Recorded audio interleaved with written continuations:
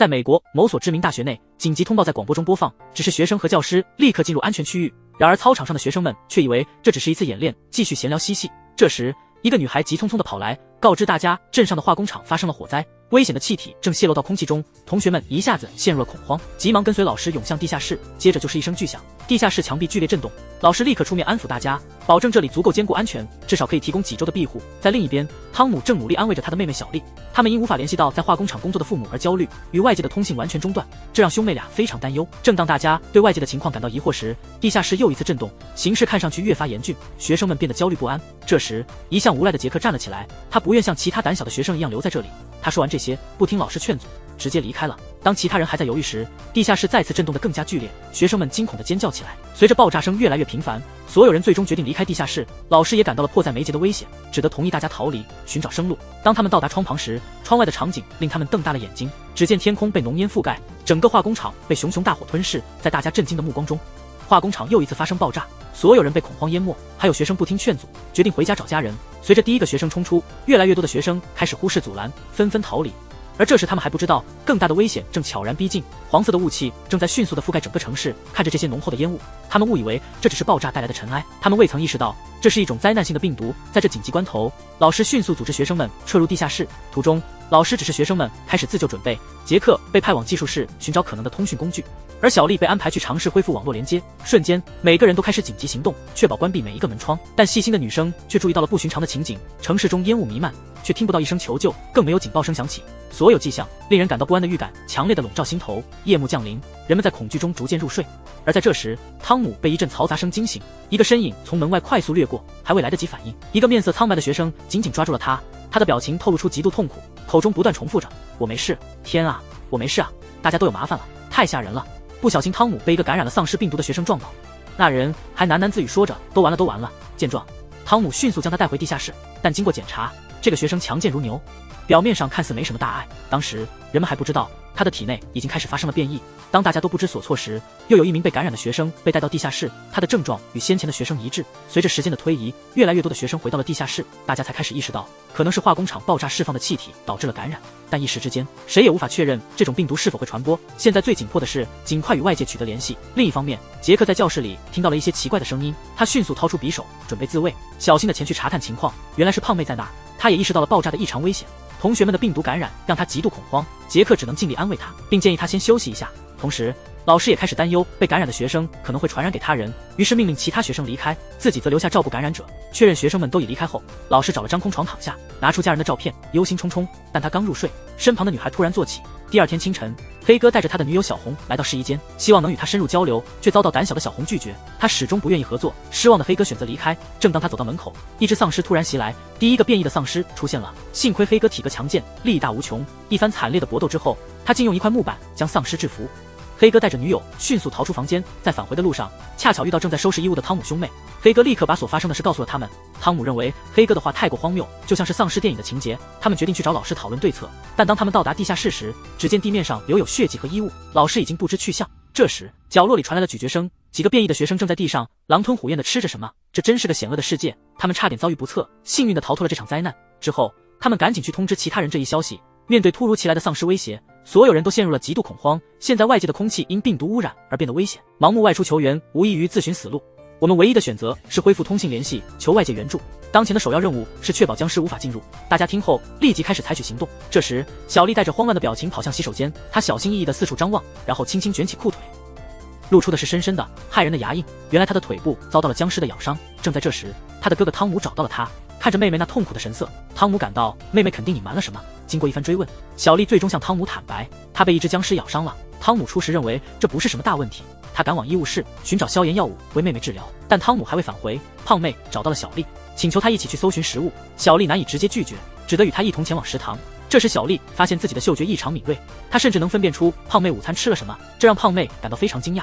而小丽已经开始恐慌，她感受到自己身体发生的变化，开始变得怕光，神情也变得恍惚。最恐怖的是，她感觉到身体开始出现溃疡，并且无法抑制渴望鲜血的冲动。时间一分一秒的过去，她的脸上开始出现血丝，听觉和嗅觉也变得异常灵敏。不经意间，她听到了小白正在用对讲机与神秘人物通话。小白察觉到异常后，向门外望去，发现一个怪异的身影在窗外徘徊。他迅速起身追了出去，但小丽已经消失无踪。为了确认自己是否真的发生了变异，小丽独自走向大门，拉开遮挡物一探究竟，看到一只僵尸缓缓向她走来。出人意料的是，僵尸并没有向她发起攻击，她似乎将她视为了同类。小丽目睹了这一幕，难以置信地望着。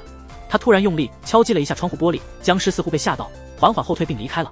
他确认了自己正在逐步变成僵尸。与此同时，杰克和黑哥发现了汤姆的异常，但为了妹妹，汤姆并未透露实情。同时，小白追踪着线索来到了地下室的深处。幸运的是，汤姆及时出现拯救了他。小丽最后一丝清醒阻止了自己，但当汤姆看到妹妹的变化，他意识到事态已经失控。不久，众人将变异的小丽锁在了一间屋内，并用绳索紧紧绑在床上。小丽明白自己将完全失去理智，最终会变得和其他僵尸一样。她请求哥哥结束自己的生命。面对这个曾经亲密的人，汤姆如何能下得了手？最终在伙伴们的劝说下，汤姆痛心地离开了房间。但他们万万没想到，大家刚刚走出房间，小丽已经完全变异。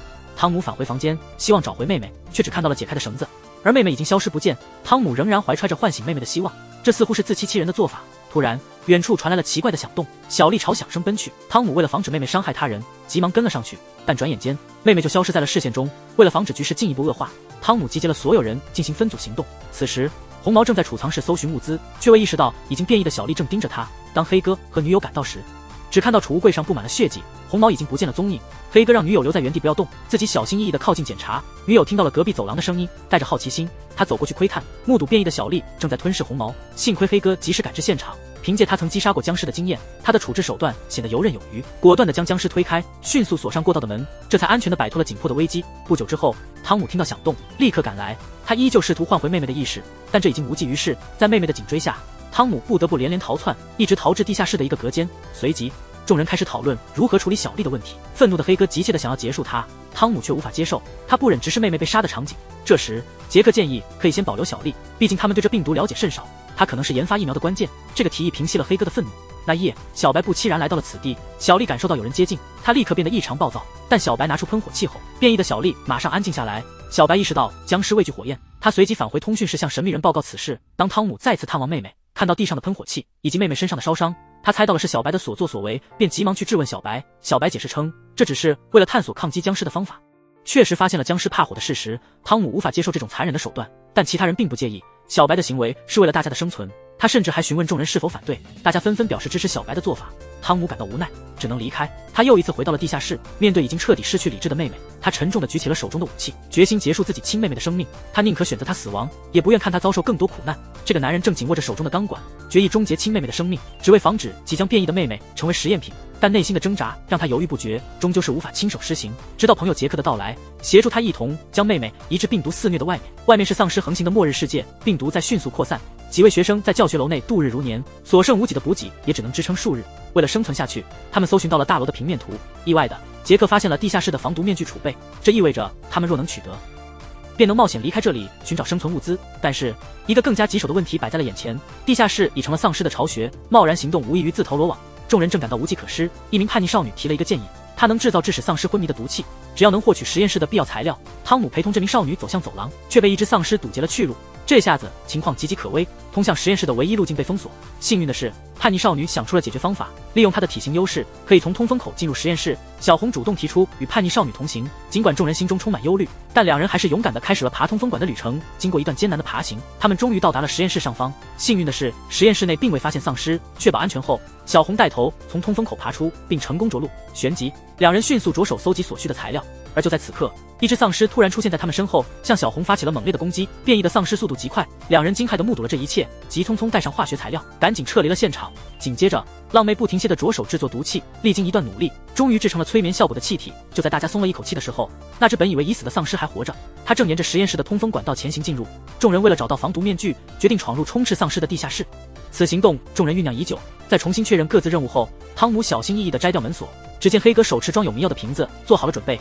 几人默契地配合着。浪妹突然推开大门，紧接着就是等待丧尸倒下。很快，屋子里一片寂静。浪妹叮咛二人，迷药已经沉降到低处，所以切勿弯腰。说罢，汤姆又开启了地下室的门。只见满地都是昏迷的丧尸。确认环境安全之后，他和黑哥小心地走进去。眼前的景象令两人不禁紧张地抓紧了裤子。随着深入地下室，昏迷的丧尸数量越来越多，两人没有时间害怕，迅速搜寻防毒面具。关键时刻，汤姆这个新手不慎打翻了货架的箱子，幸运的是并未惊动昏睡的丧尸。他弯腰想捡起地上的面具，但就在这一刻，残存的毒气直接让他昏厥。浪妹听到动静，立刻前来查看。就在此时，原本昏迷的丧尸开始抽动。黑哥看出不妙，急忙催促浪妹快逃。丧尸即将扑向他们，黑哥拉着浪妹及时逃离地下室。他们刚离开，汤姆突然苏醒，丧尸立即察觉到新鲜气味，直冲向汤姆所在之处。汤姆连忙钻进床底寻找避难之所，但那些成群结队的丧尸已经锁定了他的位置。与此同时，杰克忽然捕捉到通风管道内传来的嘈杂声，使得众人立即提高了警觉。为了确保众人的安全，杰克手持手电筒向管道内部进发。回头一瞧，幸运的是，他及时消灭了那只丧尸。杰克赶紧检查自身的伤势，幸好只是虚惊一场而已。丧尸仅撕破了他的衣物，并未真的伤及他的皮肤。紧接着，他们开始分发氧气面罩，准备采取行动。这群学生围坐一圈，正商量着如何分配防护面具以便外出。然而发现，他们冒险从丧尸中带回的面具中，只有一个是可用的。最终，大家决定通过抽签来确定谁去寻求援助。再经过一番抽选，杰克成为了那个不幸的中签者。但他就那么坐着，好一会儿也没动静，默默在心里为自己加油打气。带着战栗的牙齿，终于戴上了面具。哪知道戴上没几秒，这玩意差点把他憋出事来。别无选择，群众不得不重新进行抽签。这一次轮到了大块头黑哥，果然还是黑哥强大，说走就走。尽管他的女朋友哭得跟他有外遇似的。紧接着，黑哥在所有人的注视下踏上了求援之路。哦，对了，在出发前，黑哥还和他的女朋友有过一番争执，那一幕并不好看。小编带你们一睹为快。黑哥离开没多久，一只丧尸突然出现在黑哥的背后，吓得众人大声尖叫。那丧尸还挺有头脑的，看到屋内的猎物难以触及，便径直朝着黑哥追去。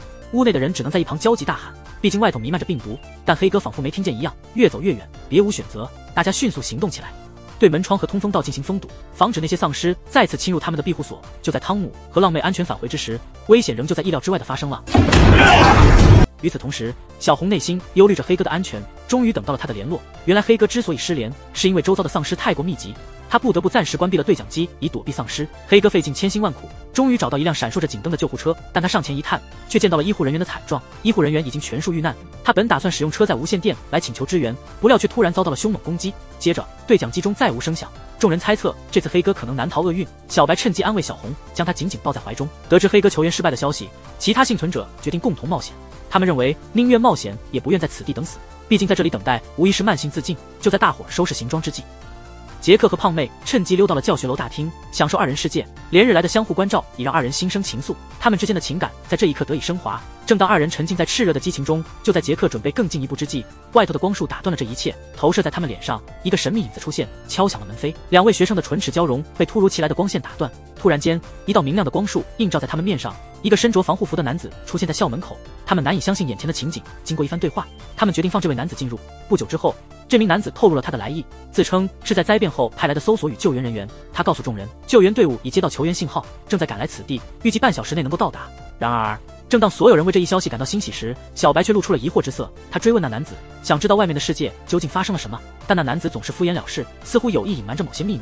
时间不长，男人再一次集合众人讨论撤离计划。在简要说明了一些次要的细节后，他透露政府已成功研制出疫苗，注射后人们可免疫病毒，无需担心感染，甚至连防毒面具都变得多余。这番话立即激起了小资的怀疑，他对男人进行了追问，如果疫苗真有如此神效，那你为何还要穿着全套的防护装备？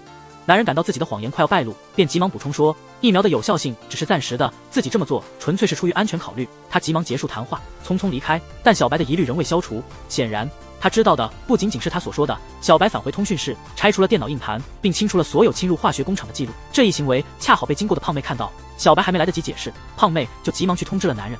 男人立刻赶到通讯室，却发现小白已经消失，电脑数据也被破坏。与此同时，小白趁乱潜入了男人的房间，偷走了一剂疫苗。这一行为刚好被汤姆撞个正着。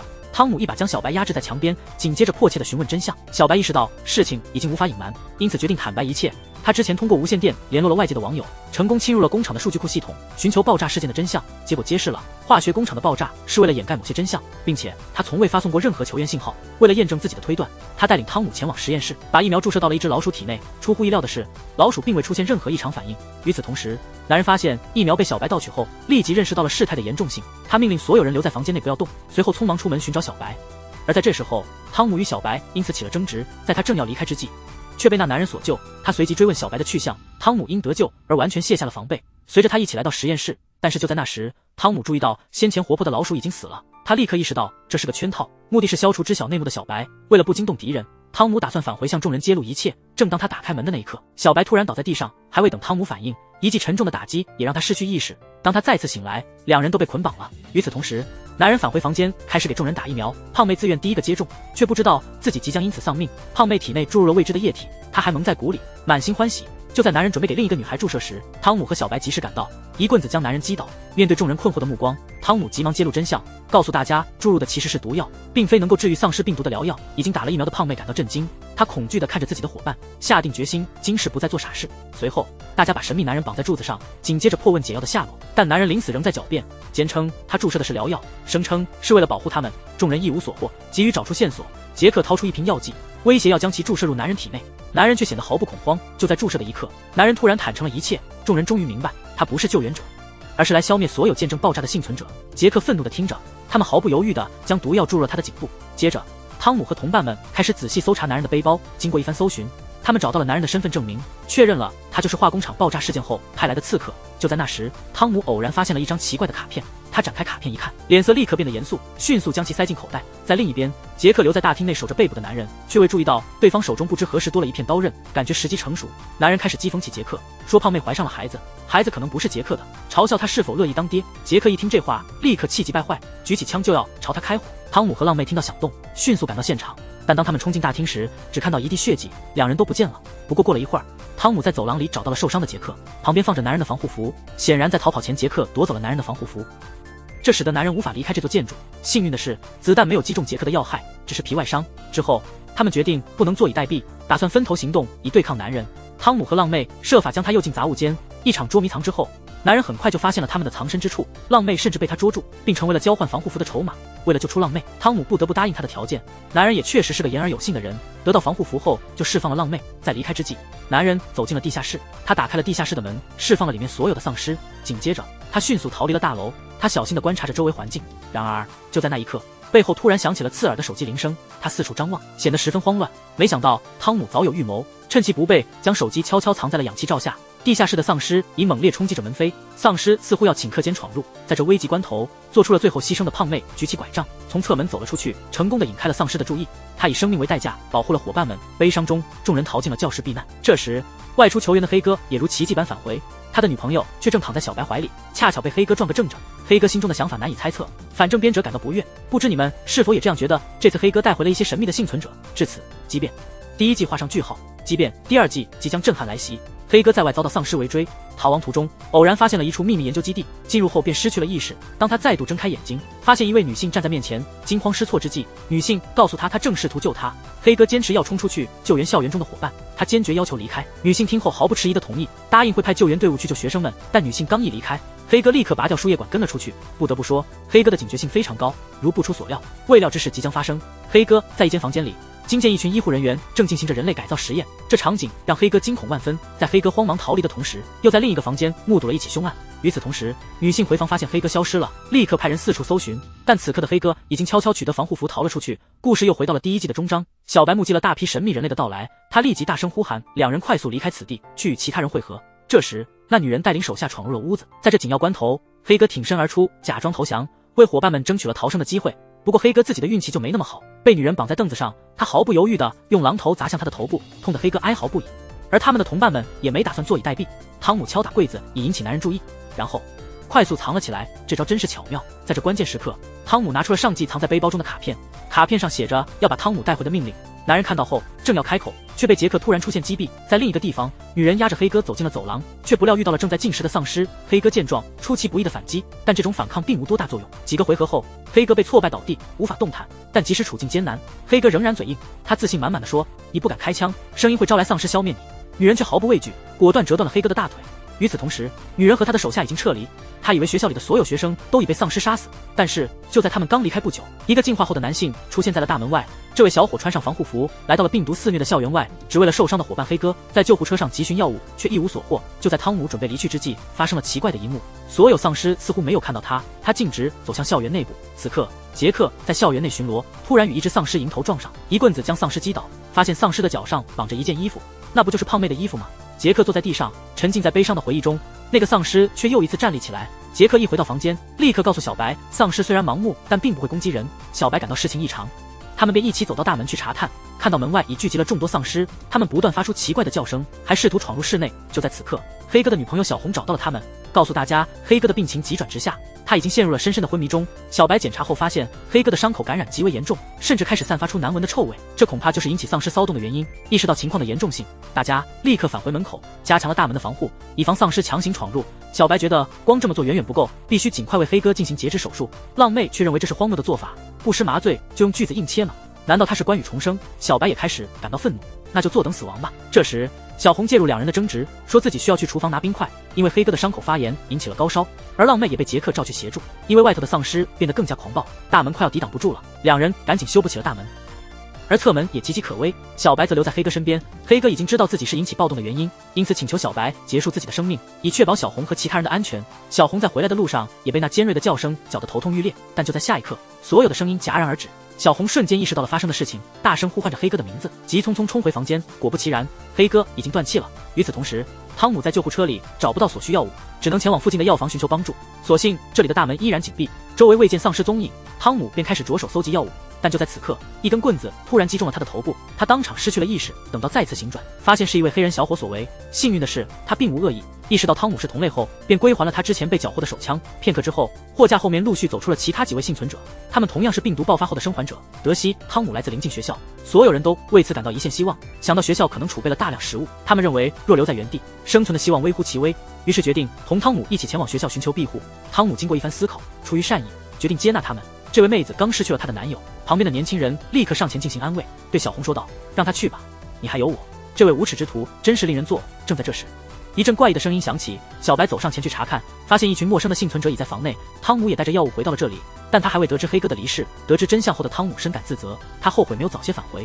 他随即告诉众人，这些从药房来的幸存者将共同生活。然而小白对此并不满意，因为学校的资源实在有限。小红在与幸存者交谈时得知，这名男子曾在化工厂担任保安，他随即急忙去告知汤姆，担心这位保安可能不怀好意，而保安则解释他只是在生化工厂做临时工而已。此时浪妹走了过来，这才意识到保安竟是自己前任男友。由于对新幸存者尚存疑虑，汤姆他们暂时将他们安排在楼下的避难区，并限制他们不得在校园内随意走动。夜深人静之际，傲娇妹悄悄唤醒了她的弟弟，兄妹俩握着小手枪偷偷潜上楼层，密谋着什么。这时巡逻的杰克恰巧撞见了手持枪械的傲娇妹，并果断地制服了她，夺走了手中的武器。接着汤姆和其他人开始追问傲娇妹，大家怀疑他们别有用心，但是姐弟俩并没有透露他们的秘密行动。随后汤姆要求所有幸存者上交他们的武器，并将这些武器统一锁进了储物柜。幸存者们返回避难所休息，傲娇妹却在包里私藏了一把小手枪，打算找机会继续他们的秘密计划。与此同时，汤姆亲手为浪妹制作了一条手链作为礼物，浪妹被这份心意感动，对汤姆表示了特别的感谢。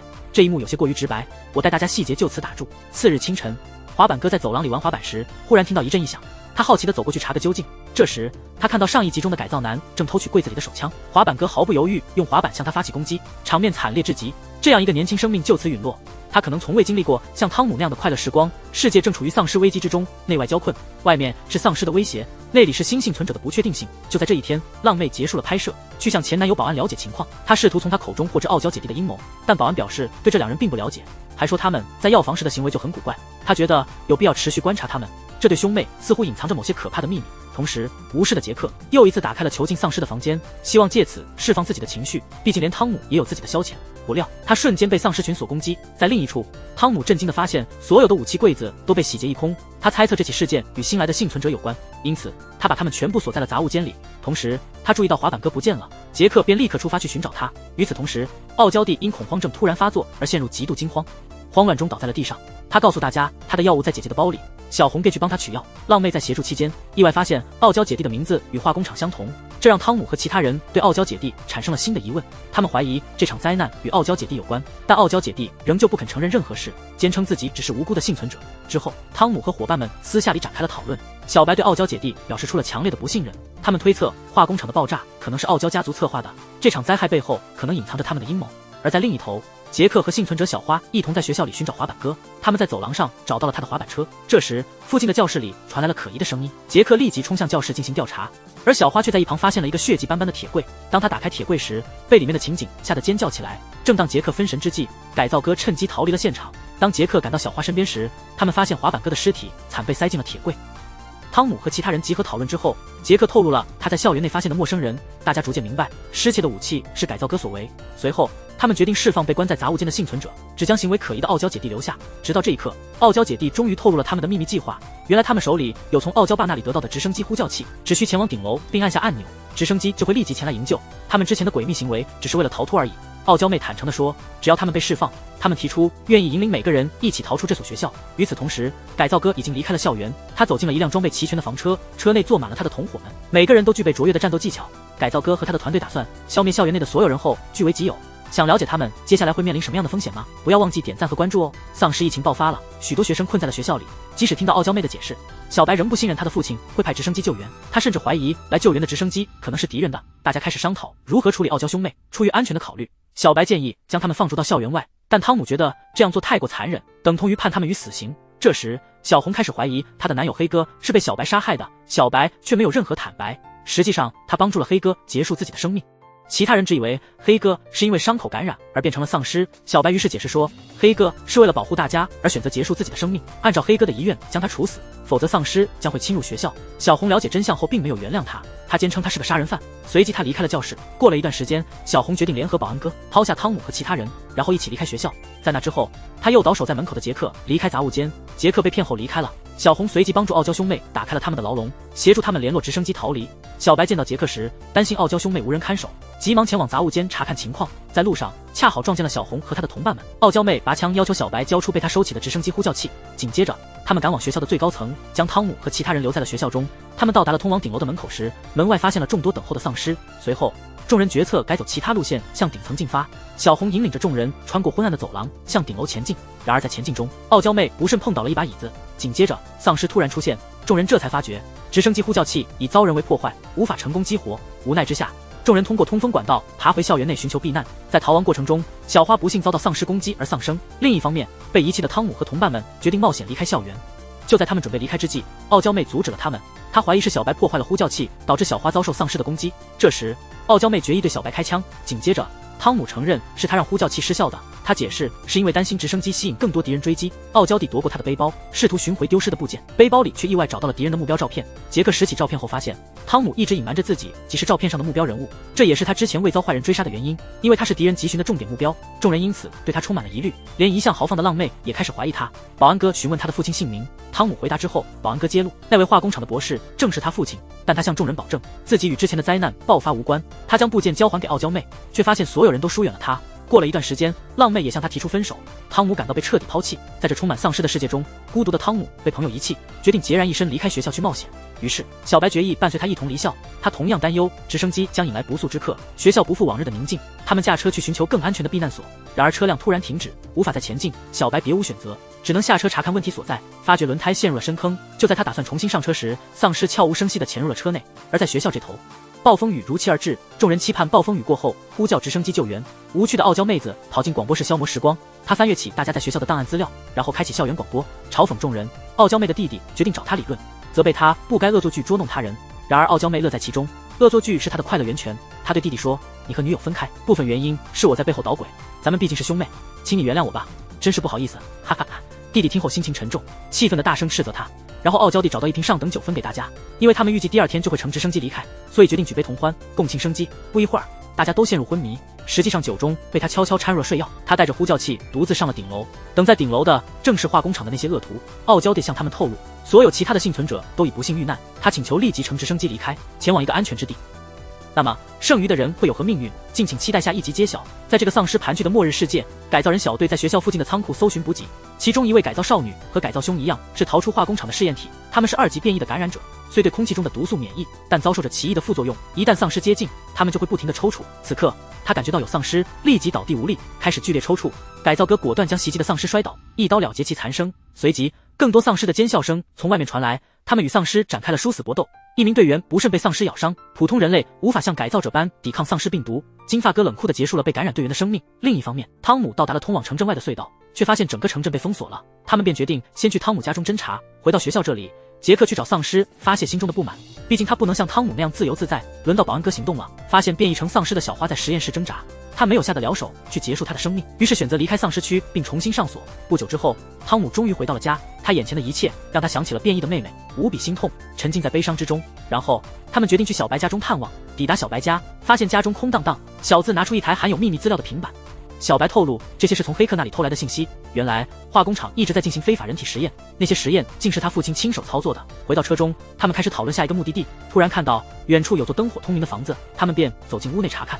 这时突然听到奇怪的噪音，跟着声音来到一个房间，被躲藏的丧尸突袭，但发现丧尸被锁在床上。就在他们打算离开时，一名女子用电击棒威胁他们，她不允许他们伤害变成丧尸的弟弟。这时小白意识到那是自己的亲人，接下来小白向亲戚妹妹坦白了所有事情。汤姆建议，为了安全，应当结束丧尸弟弟的生命，而女人却希望保持信念，等待政府研发出解药，希望有天能让弟弟重获新生。她忧心忡忡，弟弟变异后至今未曾进食，城市陷入了丧尸的灾难之中。蓝发女孩仔细搜索着每一个储物柜。就在这时，改造人的战友突然打入学校内，蓝发女孩惊慌失措，慌忙逃离。金发哥精准投掷刀刃，命中她的大腿，阻断了她的逃离步伐。蓝发女孩咬牙将刀子抽出，不顾疼痛继续奔跑。杰克听见声响，及时赶来援助，迅速将他带离了危险之地。这时改造哥和改造妹也来到了汇合点，改造哥迅速追赶杰克他们。当他们逃到地下室，杰克急忙进入避难室并将门锁死，最终改造哥未能捕获他们。除了放荡女和傲慢女，其余众人均被困在避难所内。此后金发哥到达，他用铁棒将避难所的门撬死，他意图让所有幸存者困死在避难所。汤姆那边，亲戚妹尝试为丧尸弟弟生肉，但丧尸仅对鲜活的生物感兴趣，亲戚妹对弟弟的状况感到极其担忧。另一侧，傲慢女在走廊中行走，被放荡女突然拉进一个房间，她告知傲慢女学校被改造哥一伙闯入，放荡女决意去营救杰克他们，而傲慢女却考虑独自逃生。汤姆这边，他们计划前去下一个避难所。这时亲戚妹请求汤姆去房间查看弟弟是否进食，紧接着电视机突然播出紧急广播，广播通知全城居民已被感染，所有出口已被封锁，幸存者被告知前往检查站以获得救助。就在此时，汤姆的求救声从房间内传来，小白冲入房间，发现亲戚妹已经解开了丧尸弟弟的束缚，他计划用汤姆来喂食自己的丧尸弟弟。就在汤姆准备行动时，亲戚妹坚决阻止伤害他的丧尸弟弟。突如其来的丧尸猛扑过来，开始撕咬杰克和同伴，急忙逃离现场。在这一边，杰克正检查避难所的时候，注意到铁柜后面好像有什么，推开铁柜，在墙壁后面竟发现了一个隐秘的通道。浪妹没有被困，独自在走廊中行走，不巧遭遇了战斗妹，浪妹立刻掉头逃跑，战斗妹没能及时追上，浪妹跑进洗手间藏了起来。紧接着战斗妹也走进了洗手间，逐个检查每间隔间的门。就在她即将被发现时，外面突然传来一阵声响，战斗妹随即离开洗手间去寻找其他幸存者。原来声响是傲娇妹故意制造出来以救浪妹，两人决定联手解救其他被困的人。此刻杰克他们正轮流用铁锤敲打墙壁，终于墙壁被打通，他们发现里面正是通向外面走廊的通道。男子驱车到达政府设立的检查站，却怀疑坏人与政府有勾结，于是和小白在一旁暗中观察，挑选合适的时机，悄然潜入检查站进行探查。趁无人注意时，换上政府工作人员的制服，进入防护帐篷之后，看到了外部的新闻报道。媒体报道称，工厂所在城镇遭受严重污染，人类将无法在此居住数十年。但小白注意到新闻故意遗漏了人类变为丧尸的事实，于是决心在检查站里继续搜集更多信息。接下来他们深入探查，发现房间内堆放着众多尸体，拉开布帘，一看死者全被注射了毒药。小白注意到政府使用的毒药与坏人相同，查阅政府资料系统后，发现关于丧尸病毒的文件显示，1级丧尸攻击性极强，是实验失败的产物；2级丧尸伴随多重副作用，是半成品的实验体；3级丧尸正在被收回，状态不明。就在这个时候，汤姆意识到自己竟是3级实验体。他们敏锐地听到了政府人员的脚步声，两人迅速撤离了现场。在学校里，金发哥在餐厅里愉快地玩耍飞刀，转瞬间，但浪妹内心仍旧不忍伤害活人。正如粉丝们所说，世界末日，圣母为先倒下。此刻傲娇妹她寻得一张弓，悄无声息地走向避难所，没料到这位美丽的姑娘会带领他们突围。改造哥巡查无果，便转身离去，两人成功避开了追捕。安全时刻到来后，浪妹向美丽的姑娘询问情况，美丽的姑娘向两人坦白，她实际上想要脱离金发哥等人，并且希望能与浪妹一起逃离学校。于是他们开始策划，设法击败金发哥和他的团伙。在另一边，汤姆两人伪装得体，迅速逃离，但很快就被土兵发现了。小白本想进行救援，却被汤姆坚决叫嚣着快逃，于是他摘下了自己的口罩，想通过变成丧尸来阻止敌人追赶，为小白争取了宝贵的逃生时间。小白无奈，只得逃离检查站。此后，汤姆被士兵无情地带走，一个妹子挟持了另一个。他企图以此要挟改造人释放他们的朋友，否则他将杀死这位美丽的女子。